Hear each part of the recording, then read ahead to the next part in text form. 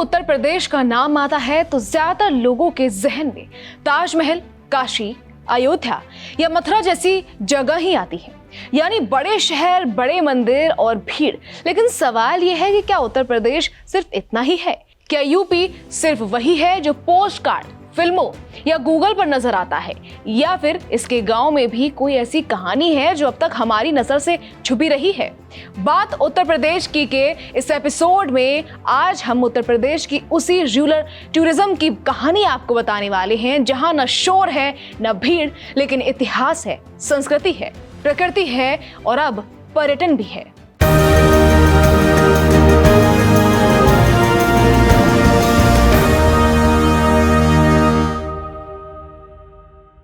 उत्तर प्रदेश को अक्सर भीड़, अव्यवस्था और पलायन से जोड़कर देखा गया, लेकिन उत्तर प्रदेश के गांव की असली ताकत हमेशा उसकी संस्कृति और लोग रहे हैं।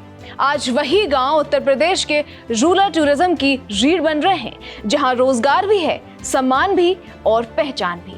सीधी बात करें तो उत्तर प्रदेश घूमने का मतलब अब सिर्फ बड़े शहरों में फोटो खिंचवाना नहीं, असली मजा अब गांव में है, जहां जिंदगी स्लो है, खाना देसी है और मेहमान को भगवान माना जाता है। और इसी सोच से यूपी में रूरल टूरिज्म को नया मुकाम मिल रहा है। आज का टूरिस्ट सिर्फ घूमना नहीं चाहता, वो एक्सपीरियंस चाहता है, और यही एक्सपीरियंस उत्तर प्रदेश के गाँव दे रहे हैं। खेत, खाना, कला और संस्कृति के साथ इसी बदले हुए ट्रेंड ने यूपी के रूरल टूरिज्म को नई उड़ान दी है। सीधे भाषा में समझें तो रूरल टूरिज्म का मतलब है गांव को पर्यटन से जोड़ना, जहां पर्यटक सिर्फ देखने नहीं बल्कि गांव की जिंदगी को महसूस करने आता है। मिट्टी के घर, लोक कला, गांव का खाना, खेत खलिहान, तालाब, मेले, लोकगीत और हस्तशिल्प, सब कुछ। जब कोई पर्यटक गांव में रुकता है, वहीं खाता पीता है और वहीं की चीजें खरीदता है, तो उसका सीधा फायदा गांव के लोगों को होता है। योगी सरकार ने यही बात समझी और पर्यटन को सिर्फ शहरों या बड़े धार्मिक स्थलों तक सीमित न रखकर गांव तक ले जाने की सोच पर काम शुरू किया।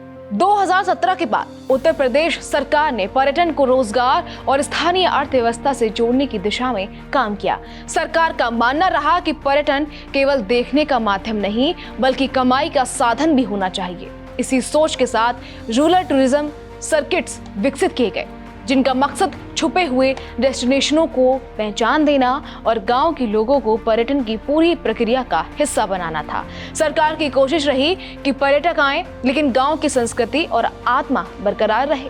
बुंदेलखंड इसका एक बड़ा उदाहरण है, जिसे लंबे समय तक सूखा और पलायन से जोड़कर देखा गया।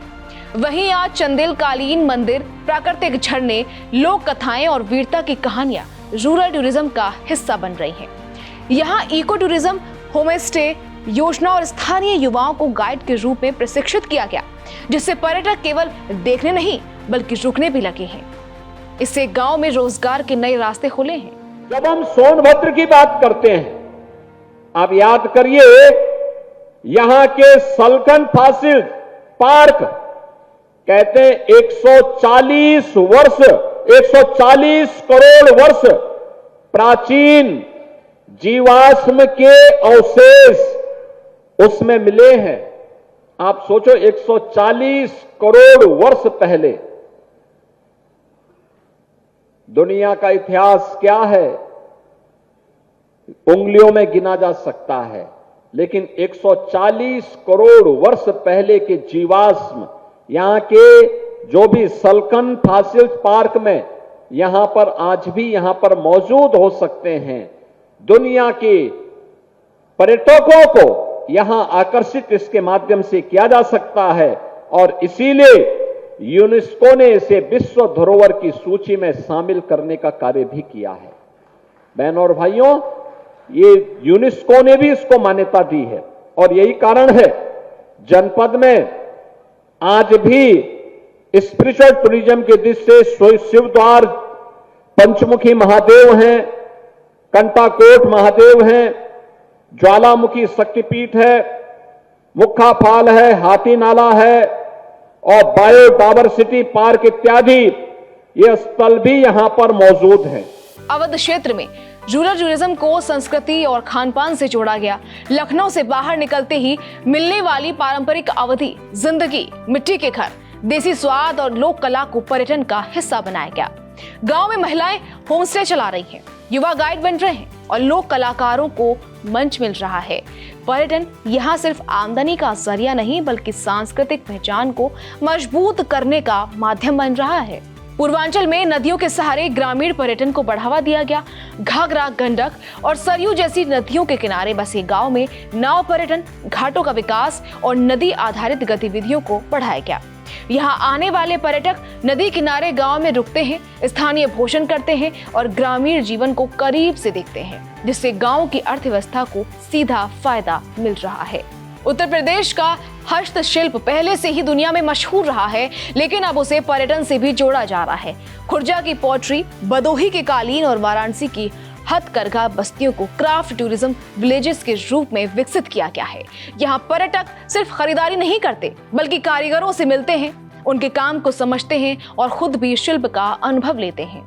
इससे बिचौलियों की भूमिका कम हुई है और कारीगरों को सीधा फायदा मिला है।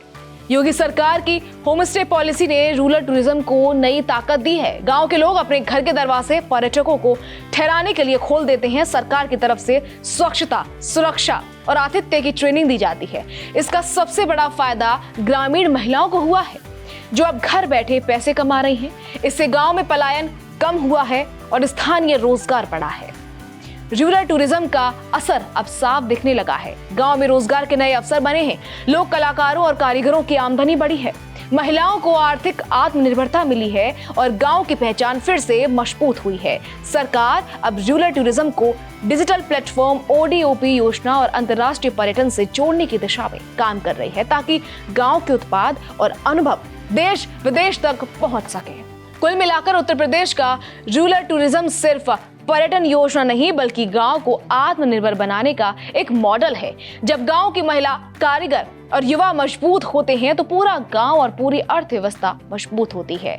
अगली बार जब आप उत्तर प्रदेश घूमने जाएं तो बड़े शहरों से थोड़ा हटकर इन गांव की ओर भी जरूर देखिएगा, क्योंकि यूपी की असली कहानी आज भी गांव में ही बसती है। बात उत्तर प्रदेश की के इस एपिसोड में इतना ही। अगले एपिसोड में हम बात करेंगे उत्तर प्रदेश की स्मार्ट कृषि पहल की, खासकर आधुनिक खेती की तकनीकों की।